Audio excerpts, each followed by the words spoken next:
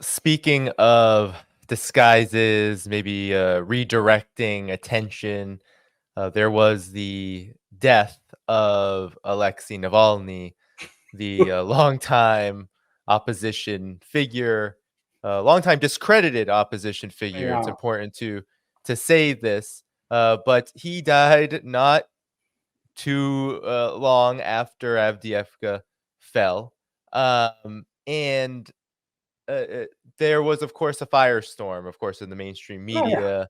The entire mainstream Western media was all in with Navalny.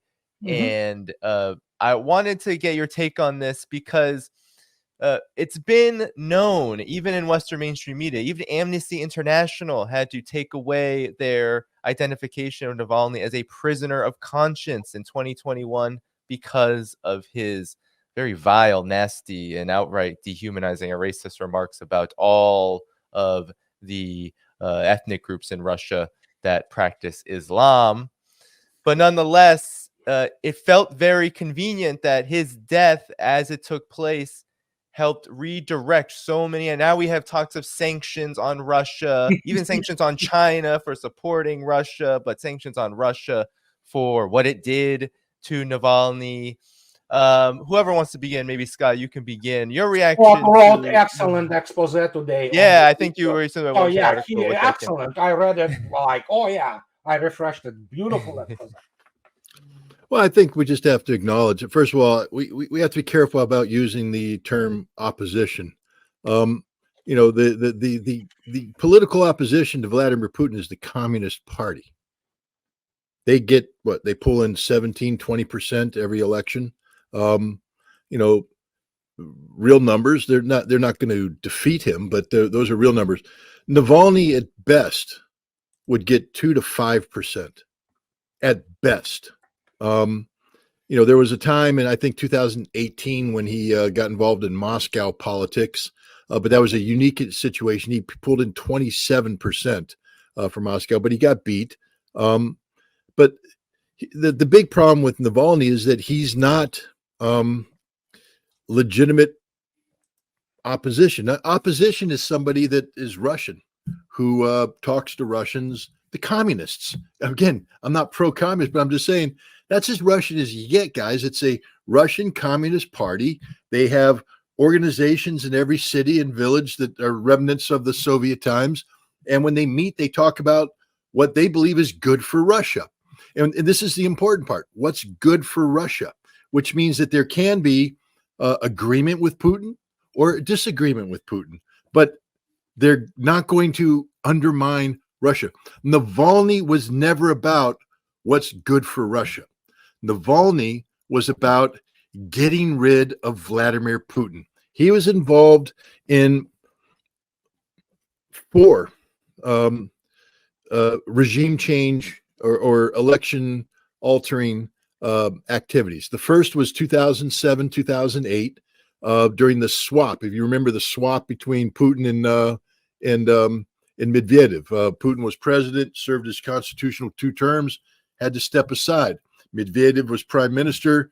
What Putin said is, this is what we're going to do, because Putin calls the shots. He says, United Russia, the party, is going to win the parliamentary elections. I will then say, I'll be prime minister. You then, now backed by United Russia, will run for president. You will become president. You will appoint me prime minister. 4 years later, we're going to flip roles, and I'll go back to being president.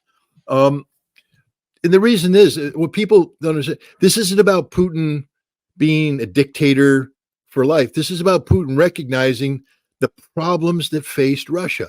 Russia was a destroyed nation in the 1990s, was collapsed. They call it the catastrophe for a reason. Putin's job was to bring Russia out of this. 2007 was only 7 years after the disaster. 5 years, only 2 years after the end of the Chechen conflict. Corruption is still rampant. And Putin knows that, but Putin knows that you can't change things overnight. It takes time. You have to work at all the governor, at all the regions. You have to get things working. You can't stamp out corruption if the economy doesn't function. So you have to tolerate a certain amount of corruption until you get an economy functioning. Once you get an economy functioning, you have taxes flowing in that can pay pensions and do infrastructure. Then you can do things like, let's start tightening the rule of law. Let's start getting that in there, and we'll get corruption out, and we'll do that. But if you start right off the bat with get rid of corruption, and you pull the oligarchs, who are the only people with any economic sense at that point in time, out of it, the economy will collapse. It's as simple as it gets. So Putin has taken the long, slow approach, and he says, we're not ready yet. We're not ready for me to step aside. Because another reason why is, who's going to replace me? Well, the CIA, the State Department, the British intelligence have been trying to create an opposition to replace him. And in 2007, they tried to do a color revolution. Navalny was part of this. He was part of this youth mobilization group that was supposed to replicate what happened in Ukraine in the Orange Revolution, and it failed. Navalny then went into, his I guess they call it shareholder activism phase, where he's exposing corruption. And then he gets tapped to go to Yale, and this is where my article ends up. This because part 2 is coming. Yale. Let me just tell you what it was. It was a CIA grooming and training operation. He went there. There's a guy in his class who is a former intelligence guy who is the spotter who arranges it. Navalny gets in with the Americans. One of the things he did while he's at Yale, this cultural thing and all that, he starts his attack. He's in Yale in November of 2010 when he starts releasing documents about corruption of Transneft, I think it was called, a big thing. And then when he came back in December, he started to pile on. This was a targeted operation by the United States to use Navalny to destroy the credibility of Vladimir Putin in the lead up to the critical 2012 presidential election. They didn't want Putin to come back in. They were trying to destroy Putin's reputation so that Dmitry Medvedev would say, I have no choice but to remain president. It was a CIA operation from the get-go, and Navalny was a CIA asset. So that's why anybody who sits there and says he's a patriot, no, he is a controlled CIA asset who is a traitor to Russia. But the Russians, first of all, you got to say Medvedev's Medvedev for a moment thought he was going to be, then he didn't want Putin. Medvedev was like, I like the idea of staying president. And Putin, meanwhile, as prime minister going, that ain't going to happen. But don't worry about it, Dmitry, you're not going to be president. But Dmitry was playing the game. So Dmitry actually facilitated Navalny's work, allowed it to happen, allowed it to go on. It wasn't until 2011 when Putin made the phone call and said, no, that ain't going to happen, that they started to tune the screws on Navalny. They knew that if they called him a CIA asset and all this kind of stuff, that wasn't the way to take him down. The right way to take him down was through corruption. Here's Mr. Anti-Corruption, and suddenly they got the goods on him, because back when he didn't make any money, before he went to Yale, he had to go to Kirov.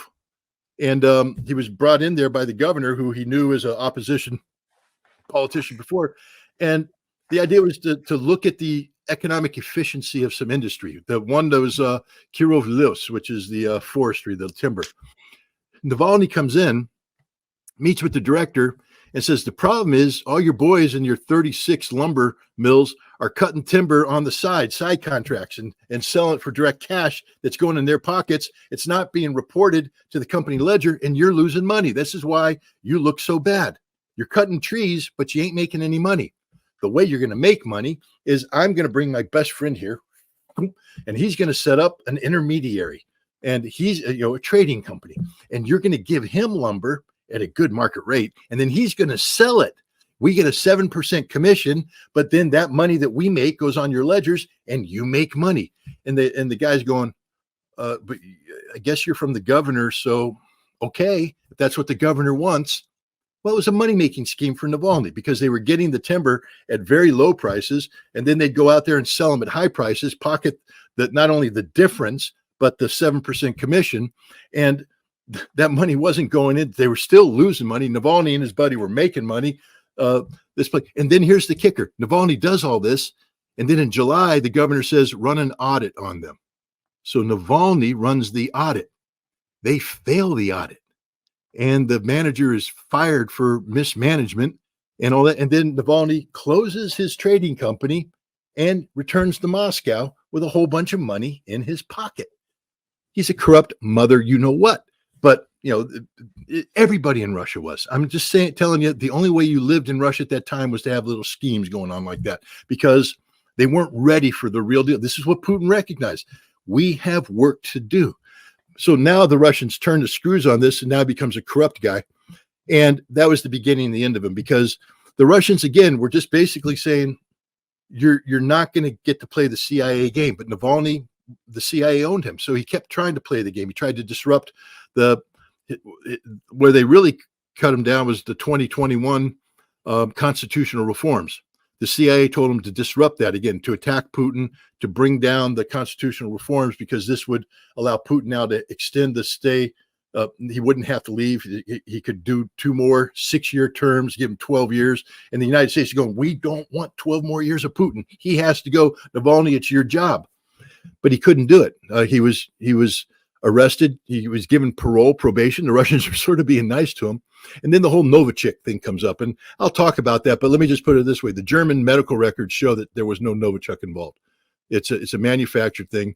What probably happened, most likely, is that Navalny deliberately overdosed on antidepressants to create a physical collapse that then could get him, together with British intelligence, German intelligence, and American intelligence, out of Russia, which they successfully pulled off.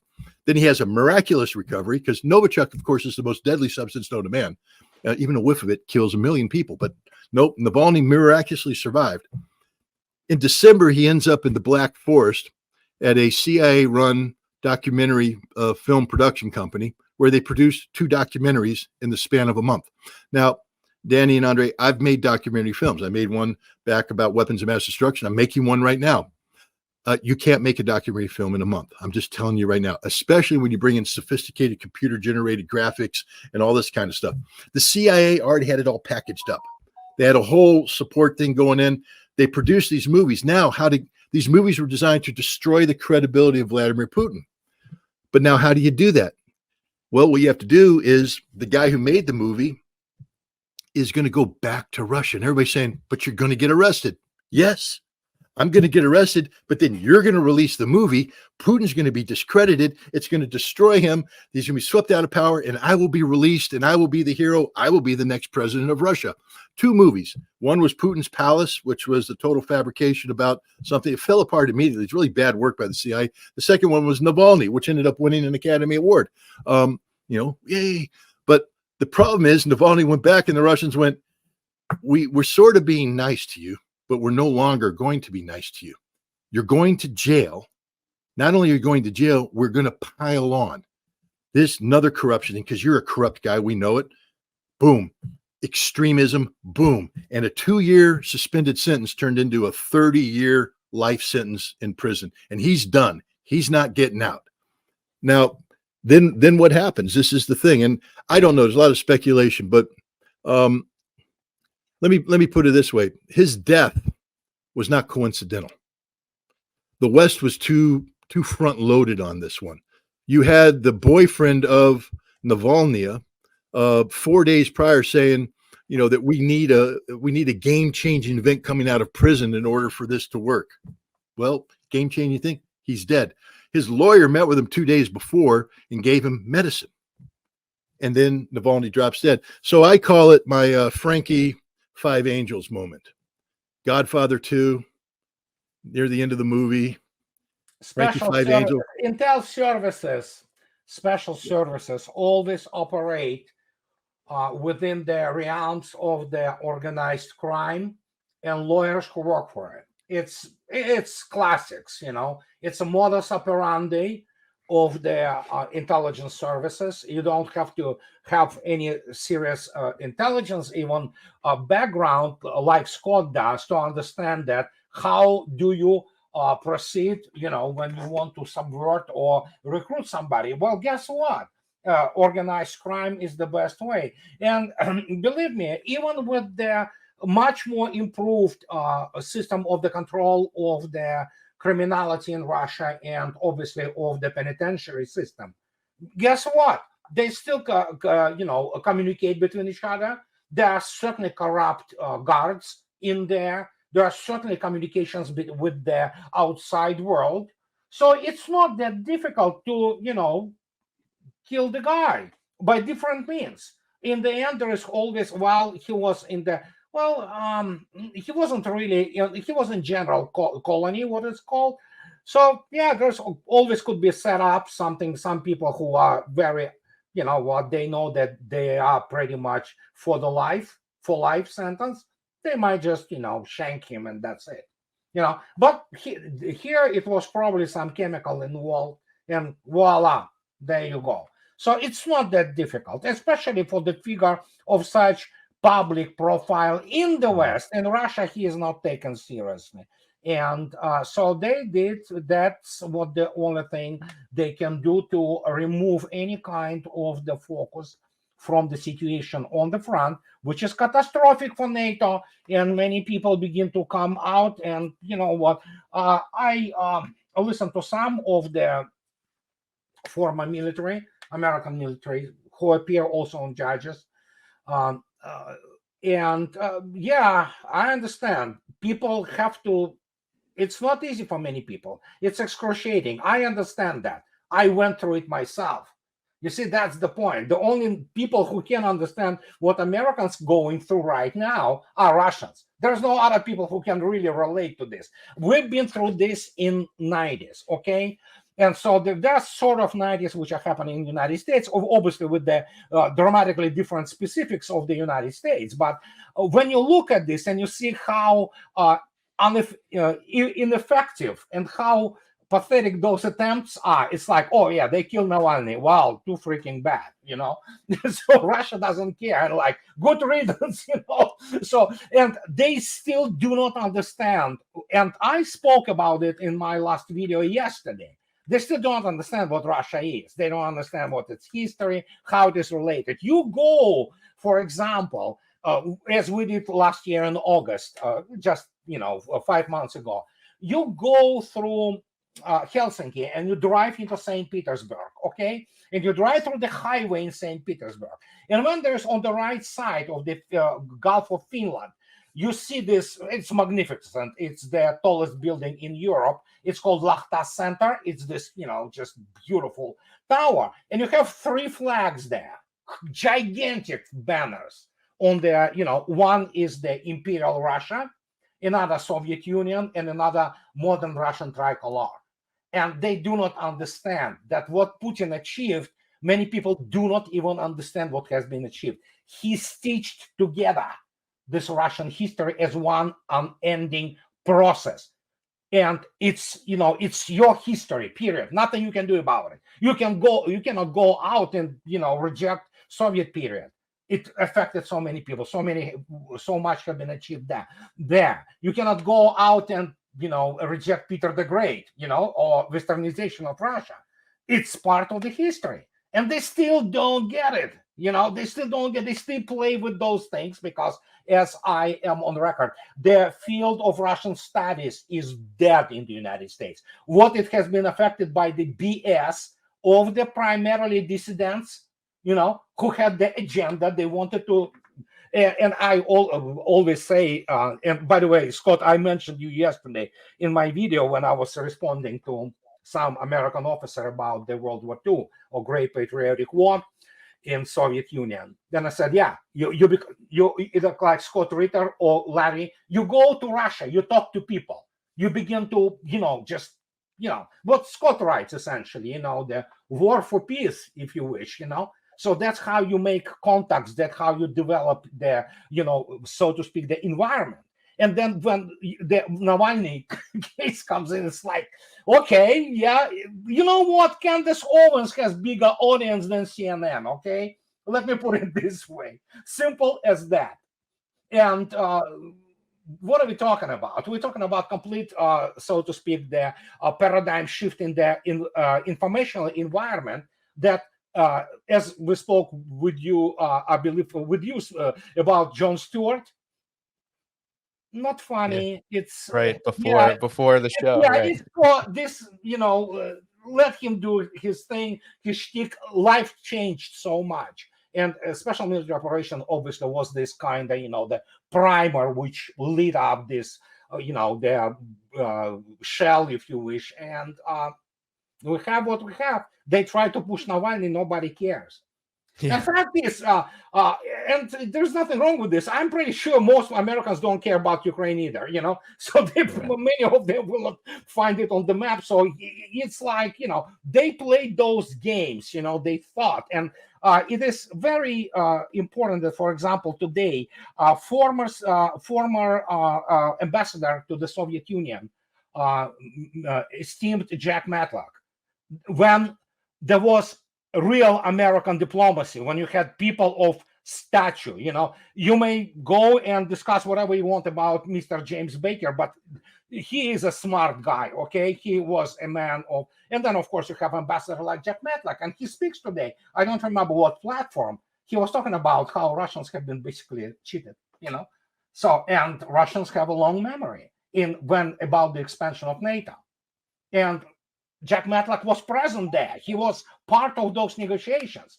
He was friend of George Bush Sr., James Baker, they were buddies essentially, So he been through this when it was all arranged with Gorbachev, and how it was basically, and Russians remember that. And that dictates all this situation, which overall the framework in which we all are today. Of course, with different views, different experiences, and things of this nature. But obviously, for example, I admire what Scott does, So, well, pretty much half Russia admires what Scott does. So, and this is so important, that people talk about it and they bring it up to public at large and educate it, And that is why, CNN can write about Navalny whatever they want, or Wall Street Journal, or whatever, MSNBC, which is altogether, a joke of the news outlet. It's not going to change the overall trend, because we have historical forces working of such a scale that I am finishing my 4th book right now, and sometimes I cannot find words to adequately, describe things, because okay, if I describe this, where do I go from there? Because it is so huge in its massive geopolitical realignment, which we observe today, that it's all started when they decided to, provoke Russia. And, suddenly we have the world which we knew, it's not there anymore. Whatever comes in, my gosh, I don't know, Brave New World, different version though. So that will be my statement for today. I will have to leave in 5 minutes. So. Okay. I'll just throw in 2 seconds worth here. Jack Matlock was the ambassador when I was a weapons inspector in the Soviet Union, and I met him and actually did a little bit of work with him. But I've read his book. He was kind enough to autograph his book, Autopsy on an Empire, which tells his time as ambassador. But Michael McFaul has written a book too. I forget the name of the title of it. And I've read both books. Michael McFaul writes about his experience as ambassador. I'll just give you the difference between the two in a nutshell. Matlock talks about going to the Bolshoi Theater. He talks about watching opera. He talks about going to museums, in addition to telling these wonderful stories about what happened. Just give me a second. I will add. Jack Matlock speaks perfect Russian, and he knows Pushkin poetry such a way, Evgeny Onegin, that most Russians don't know.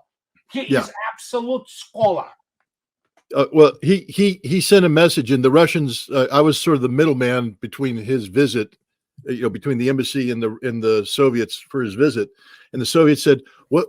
When Matlock's here, what does he want to do? Because he had never been to Udmurtia before. Nobody had, and Matlock came back and he said, whatever, just show me something cultural, something about the history, whatever they want to share with me, I will devour. I want to learn about you, and they were just like, wow, okay, and they did. Okay, McFaul wrote this book, and he tells all his little stories. Never once does he mention the Bolshoi Theater. Never once does he mention the Hermitage or culture. He could care less. He was the guy, remember the reset, the famous button, the red button, the reset? Well, McFaul's the guy because he was the Russian expert at the National Security Council. And he said, they said, let's reset. So he wrote down a word and he said, that's the reset. So they got on the little tape, the Cyrillic tape thing, put it in there. It didn't say reset. It said overcharged. They used the wrong Overload, word. actually overload. Overload, yeah. Lavrov was kind of like, what the hell is The hell that? you got me pushing here. Overload. But this was Michael McFaul because he's an idiot. He's a moron. He's a dirtball. He hates Russia with with a passion, because you can't claim to love Russia. Look, I'm a Marine. Andre, you know what I'm saying when I say I'm a Nikol Ternik, okay? I am a mujik. I am as simple as it gets. All right? You put me into ballet and you're going to get the, head back thing going on and all that. But I've been to the Bolshoi. I got to watch Swan Lake at the Bolshoi. Classic, I was at the Malinsky or the Mariinsky Theater in St. Peter's to watch the Nutcracker at Christmas time. I've been to the Hermitage. I've been to the museums because it's Russian culture, and you have to experience it. You have to see it. McFaul is supposed to be a Stanford professor. He's supposed to be this mind. He doesn't care about that because he doesn't care about Russia, because he doesn't know Russia. And you know what's interesting? The Russians love Jack Matlock. They may not agree with everything that Jack Matlock did. How can they? He's an American ambassador. He's doing what America wants. He's not there to serve Russia. But they respect that because he respects them, because he knows them. He knows their culture. McFaul's just an idiot. He doesn't know anything about Russia. He can't speak the language, and I don't fault him. I can't either. Anybody who saw me speak before the Chechens knows I can't speak it. Believe me. But better than me. but at least I try to appreciate Russian culture. I'm curious about it. McFaul has none of that curiosity, and that's the difference. Jack Matlock is loved because he loves Russia. McFaul is despised because he despises Russia. Yeah, that's pretty much very great, summary exactly about these two men. I actually shook Jack Matlock's hand in Seattle in '94, I believe. We have been on some gathering in Seattle Sheraton conference room. There was a large conference. There were people like, diplomats, all kinds of, and Jack Matlock spoke to our crowd. There was a lot of Russian business there too, and it was amazing actually. So yeah. I went in, I shook his hand, expressed he doesn't remember me obviously, but I was kind of like expressed admiration to him, so, and I see. Did you wash the hand yet? No. So, but yeah, Jack Matlock is like, when you look at it and you say, okay, what is the standard of American diplomacy, which is not there anymore? Jack Matlock.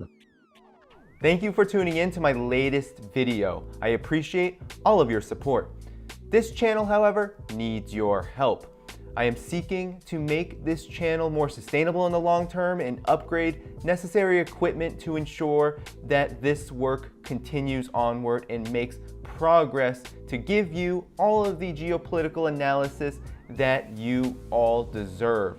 For that reason, I'm asking you to become a member of my Patreon community at patreon.com/DannyHaiFong. You can find that link in the video description or in the pinned comment below. For whatever amount you choose to give, just know you are supporting independent media that you can't find anywhere else.